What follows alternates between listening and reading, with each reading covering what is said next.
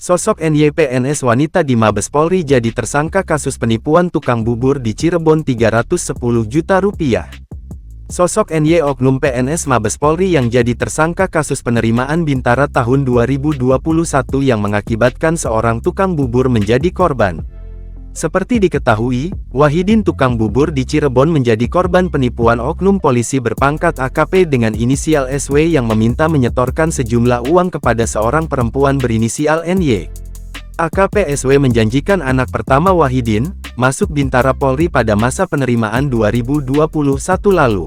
Pas Pak minta itu, saya kaget, saya merasa tertekan, merasa itu. Bahkan dia mengatakan ke saya tuh, "Gimana kamu lihat enggak daftarin anakmu ke jadi polisi?"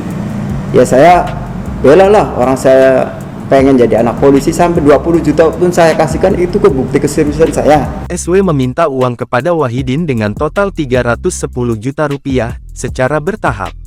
Adapun uang tersebut diminta AKP SW disetorkan secara bertahap kepada oknum PNS Mabes Polri berinisial NY. SW juga meminta Wahidin menyetorkan uang kepada oknum Polri berinisial D berpangkat Ibda, yang juga menantu oknum SW. Lantas siapakah sosok oknum PNS ini?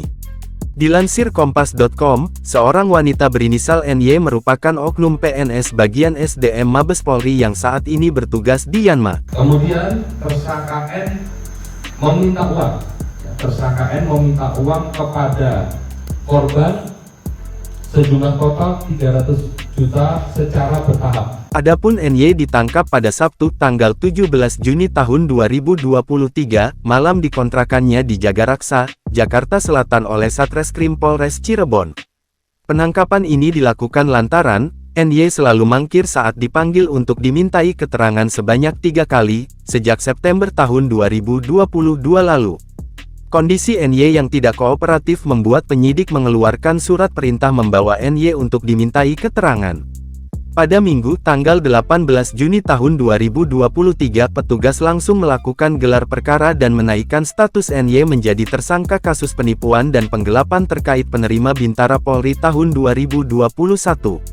Dari hasil pengembangan penetapan NY, polisi pun menjadikan SW sebagai tersangka dalam kasus ini.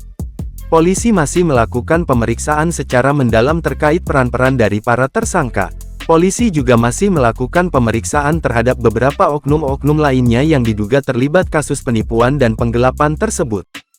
Kemudian kita melakukan gelar perkara dan kita meningkatkan status daripada tersangka SW. Jadi tanggal 18, dua tersangka yang kita tetapkan dari Polres Cirebon Kota.